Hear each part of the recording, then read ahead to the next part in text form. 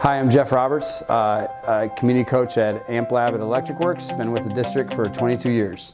8 days ago, the students started working on their first problem at AMP Lab, or their challenge as we call them, and it was focused on how might we identify a problem and attempt to solve that problem that betters a community. And so they kind of looked at what community was. So they identified a problem that they wanted to attempt to solve, and they're actually in the first stages of that process. This is the double diamond design process that AMP Lab, what we're using.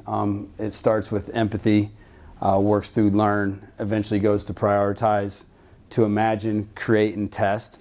And so the goal is you can kind of see the divergent and convergent aspects of it, that sometimes the students will work through the process and actually have to come back. Sometimes they might move too fast to the test stage and realize they need to move back to the prioritized stage, but it kind of keeps the kids in kind of organized in their groups on their thinking and their process of thinking through problem solving, and eventually how do we take this as just a think tank and then eventually as a launch pad. So this is the piece that kind of holds as the glue between the students and their thinking. It's super exciting because we actually kind of intertwine the design process that a lot of businesses use, organizations use, of that design thinking, where you go anywhere from empathy all the way to test. And it's been nice to kind of roll that out to the students for the first time. The first one had to do with all personal. What's the empathy side of this piece? If you're going to prioritize something, what does that look like in your world?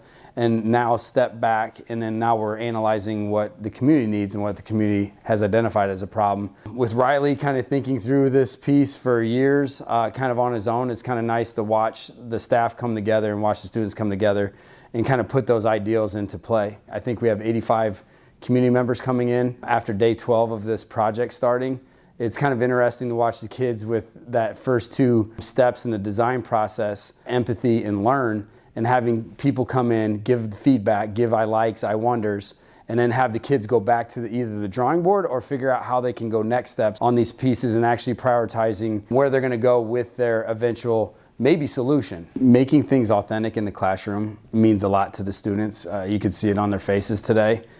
When someone from the community comes into the classroom and shows that they actually care about the thinking that they're doing, or even providing feedback, and sometimes it's critical.